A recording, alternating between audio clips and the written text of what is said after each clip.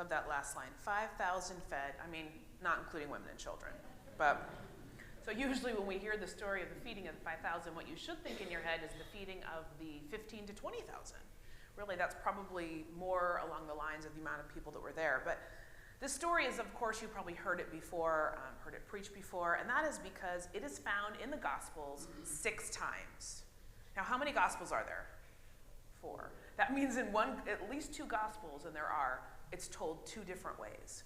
And so, in my mind, what that springs to mind is that there's something about this feeding story, this extravagant story, that is actually a part of God's good realm on earth, right? That this is something, there's something important about this, that we leave our neighbors and those we find better than we found them, that we understand that we're communities sharing resources. But we begin this with, and Jesus had heard, right? When Jesus heard this. Well, what is this?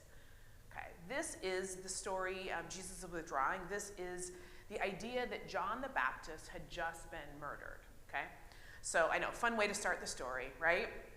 And his death had just reached him. Now keep in mind, this is a time before Facebook updates, right?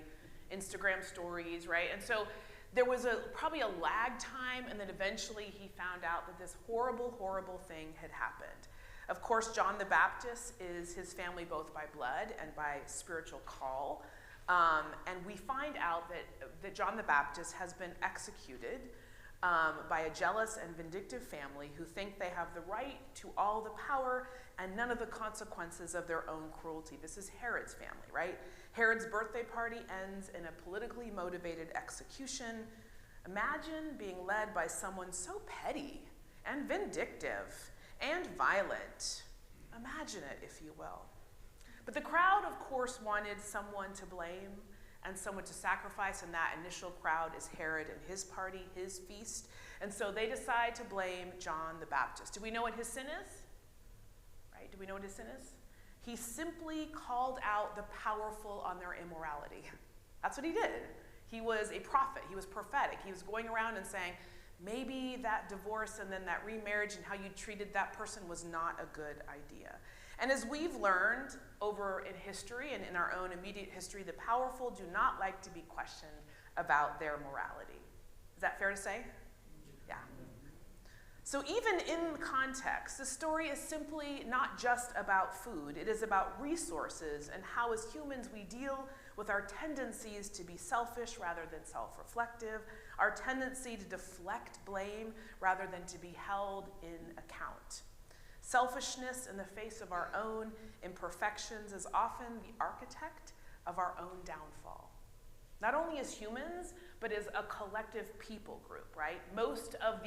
Over the history, most of the big civilizations that fell because of their inability to see the bad within themselves, take into account and learn and change and grow, right? The marker of a good society, I believe Jesus understands and wants us to, is one that learns and grows, that takes in new information and even makes mistakes, but understands in humility and self-reflection that mistakes are things we learn from. Herod's leadership is marked by anything but humility and self-reflection, and so here we are. And again, in the ancient world, the injustices of Roman leadership were as legendary as their wonderful stories, as their politics, and as their statues, right? Food scarcity was a really big problem. I would imagine at times some of us in this room have experienced food insecurity, probably not as much as other parts of the world or other parts of society. I don't want to minimize that, but I don't think that is necessarily what this is about for us today.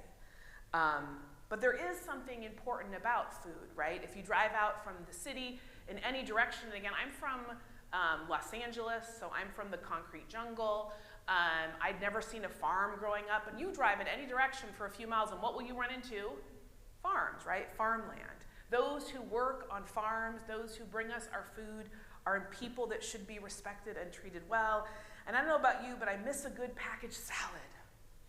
I miss a good packaged salad. I mean, we've learned the hard way very recently the price we pay when food safety isn't supported. A reminder that politics is never a neutral thing. We can never opt out of caring for our neighbor in this way. Not because we are a partisan church or I'm going to tell you who to vote for, but because the values we vote for in our society impact all of our lives, impact our ability to live and share and give our resources. I imagine, though, that many of us have complicated relationships with food. For me, I'm on yet another weight loss journey. You all know it. I'm not shy. I don't hide things, right? I only go without food when I choose to. So I live in a world where I've never had to worry about where my next meal came from. I'm very blessed. So I imagine most of us in here are the same, but maybe not all of us. And for some reason, I don't know why, this week in particular, again, aside from the food insecurity and the scarcity, I felt a little bit of a scarcity of resources and what this might mean for us this week. And so these quotes kept coming through my head. Think about why that might be. And this quote is, "Until this moment, Senator, I think I never really gauged your cruelty or recklessness. Let us not assassinate this lad, Senator. You have done enough. Have you no sense of decency?" Does anyone remember where that comes from? It comes from the Army McCarthy hearings of 1954, where vindictive paranoia took root and was on full display. But these words could also have been spoken this past week, right? Let's be honest, right? Let's be clear about this. They could have been spoken this week where a similar political sort of situation brought into mind this idea of going after someone in sort of a witch hunt way. Dr. Anthony Fauci, right? And it's not as if everything done during COVID was perfect, nor is Dr. Fauci perfect or blameless. But rather than asking questions that could help us learn from our COVID-era missteps, so we're better prepared for the next COVID moment. Did you watch any of what happened this week? Maybe you didn't, you're kind of tired of it, but if you did, do you feel like, if you did watch it, tell me if you feel like we're better prepared for the next outbreak? Right, like, he worked so faithfully during all of the administrations. He is, like, by definition, the embodiment of a nonpartisan government official, right? He's literally that. And if this panel was really, again, trying to uncover our bad choices, and there are bad choices, it would also have to unpack the administration, governors, right? All the different people that made decisions surround such a terrible and scary time. All leadership would need to be held into account. But they're trying to pin all the failures on one man. I've heard multiple people say he's done, he murdered people. They're dragging his name in many ways through the mud. And it made me think about Herod's party, because they wanted his head on a platter too. And again, instead of self-reflection and growth, we're seeing obsessive vindictiveness in parts of our government, going backwards in some misguided sense of punishment and pain transferred, rather than leaning into learning and future preparations for what could happen next. And it got me thinking. I wonder if maybe today, in this current climate, the resource we are finding very scarce these days is what was said at the McCarthy hearings. Have you no decency? Decency. That in our values and in our words, we are too often leaning into pettiness, cruelty, and meanness, even from the top. And no lessons are learned when that is our posture. It's so bad, and again, I'm always a little bit hesitant to be so overtly on the nose for a week, right? But it was so bad that TMZ's Harvey Levin, does everyone know what TMZ is? Okay, TMZ. I've never been a fan of TMZ. It's sort of like a witch hunt for celebrities, right? Like they do all these they follow like celebrities. So if you've seen an interview of a celebrity person like trying to just like get their luggage at the airport, like that's who has been sent there to find them. Do you know what TMZ stands for? I didn't, but it's 2026 and here we are. I'm looking these things up. 30-mile zone. So it's 30 miles around Hollywood, right? So TMZ. Like, I saw, right? People didn't know. I love that. You're welcome. This is the group of people who gets tips from celebrities and goes after them. But even he, basically, if you watch his video, he goes on to say, basically to the senator, have you no decency? From TMZ. TMZ doing better than legacy media this week, right? And for me, what it has done for me has filled my social media feeds with stories about Dr. Fauci, right? His dedication around infectious diseases, how even during the height of the pandemic, he was answering emails all hours of the day and night from hospital workers, doing it with compassion and graciousness. How his conferences during the Bush White House years around disease protocols, as they were learning new ways to do it, were so helpful that people said, oh my gosh, I learned so much. How during the AIDS crisis, his daring choices saved so many lives. And so many have heralded this quiet and faithful, not perfect, Dr. Fauci over many, many years. In short, I have read this week more than I ever thought I would on Dr. Fauci, right? But how he's, at the very least, decent. We might need to wonder what this sort of thing means for all of us, meaning the sort of trial that we saw this week reminding us of McCarthyism, the sort of TMZ of it all, being better than CNN. Like, what does this mean for all of us? That going backward in this vindictive sort of way is not the same thing as moving forward with a curious and posture and nature of kind of curiosity, a posture of learning. And it doesn't make us safer, and it doesn't help create a better plan for whatever happens next. It appears to me that they, and by way of things they said and how they said it, they wanted to break Dr. Fauci. Did anyone think anything different? Were they kind to him? Did they ask curious questions?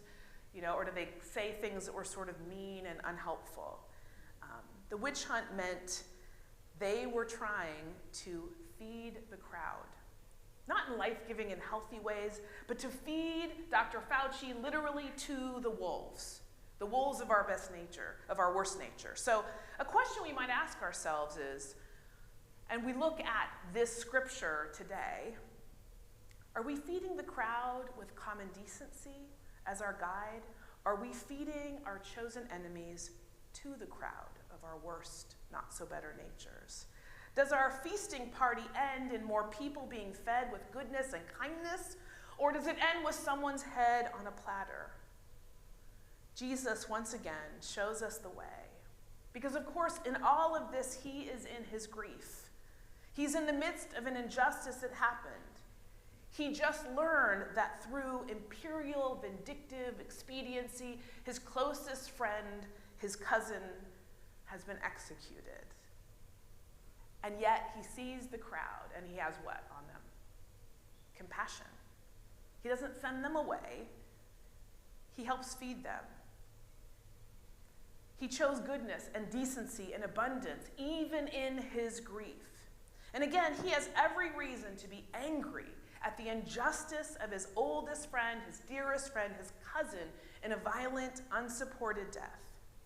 But he looks at the crowd, and think about the things he could have done. Think about what people do with power when they have a crowd looking at them every moment, right? What could he have done? He could have galvanized the crowd to seek violent vindication. Don't you understand what's happening here in these crowds, which is why Jesus is a little bit of an anomaly, a little bit of like why they would get rid of John the Baptist, because he's saying things that might rile up who? The crowd. And crowds of people are dangerous to authoritarians. He could have used the crowd. He could have fed his own grief to the crowd, had them metastasize it and then go out and be violent. Jesus could have used the crowd to fulfill his grief-stricken horror and sent them to get Herod's head on a platter. He could have served up the crowd to their own violent demise. But what does he do instead? He heals and he feeds. Not because it was easy, but because this kind of generosity is the best symbol of God's realm in breaking in our world. It's not to say that we can't say no and pull away in our moments of grief. But I also think there's something about this moment that reminds us the spiritual lesson of grief is sometimes that doing things with other people, even when we are sad or it is hard, showing up with and for other people can be as powerful as seeking a moment alone. And he shows up fully in his grief, to be fully present with this crowd. And maybe even the crowd is grieving. They knew who John the Baptist was too, right? And they're all going to grieve together. Because we know in other stories and in Scripture that the crowd can be a fickle place to be, can't it? Crowds are fickle. We see this. We know this. Crowds online, crowds in person can be fickle. But this Jesus story, and we know how it ends, right? If you've been through Holy Week or Easter, I don't want to spoil it for you. But Holy Week or Easter, Jesus also gets fed to the crowd, right? An unjust demise, served up for the sins of others. History is never kind to those who revel in power that isn't tempered by common decency. This is also something Jesus models with the same language. So as we get to the end of it, and they are actually processing through this gift that's been given, this food that's been given, it multiplies and does amazing things. He uses the same language he will use later up in the upper room with the disciples. Taking bread, broken, given to disciples, everyone fed. Food scarcity met with a greater imagination for sharing and for abundance. Fear met with generosity. Grief met with compassion. In God's economy, if we believe Jesus and the Gospels, the very thing that is the scariest is the thing that is used for divine blessing. The thing that is hardest, the biggest struggle, can actually be opened up, poured out, and given generously to a neighbor. Jesus demonstrates his own divine supremacy over the resources, just as he demonstrates his authority to give generously rather than punish indecently. He is living through a time when an authoritarian regime is jailing and killing innocent people to silence political dissent, and his closest friend has paid the dearest price. Jesus must be afraid. You ever thought about that? Jesus must be afraid. His followers must be afraid. The crowd must be afraid. I wonder if that's why, when they all gather together, what is the first thing the disciples do? Do they say, come eat? No, they say, we should send these people back out. This is getting a little much, right? And I don't blame them. I would probably be on the side of the disciples. I'd be like, okay, that's getting a little lot. John Baptist died. Jesus, we got to maybe have a bout. Like, think about what we're going to do, right? But no. He draws them in. He heals and feeds them. And as we have seen, of course, very recently, the power of galvanizing fear can be a terrible thing. It can cause us to do horrifying things to one another in the name of whatever belief we have. But Jesus shows us another way.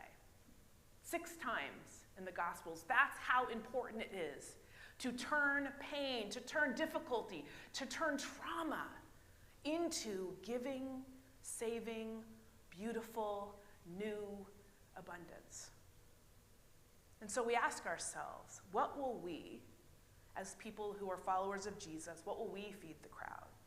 What will future generations say about our ability to be decent in the face of these difficult times? Will we be those who cozied up to the powerful and the petty and sort of let it all slide? Will we feed the crowd our resentment and our inability to deal well with our own emotions in these moments? Or will we be those who feed and heal the crowd who are hungering for common decency in these times? I can promise you that there are no miracles on the side of vulgarity and vindictiveness.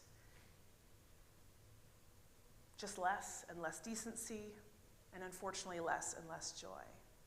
And so the question we have as we come to communion, as we see this meal poured out, broken out, given, this crowd and this miracle, right, of generosity, will we be breaking apart other people, or will we be breaking bread with other people?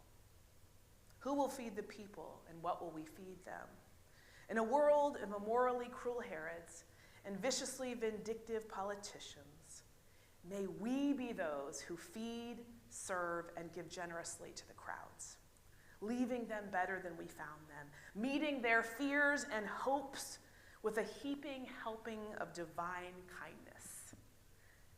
May we all be generous with our sense of common decency. May we be generous. May we be grateful. May we be open. May we see the crowd and lovingly bring them in. May we do it today and always. Amen.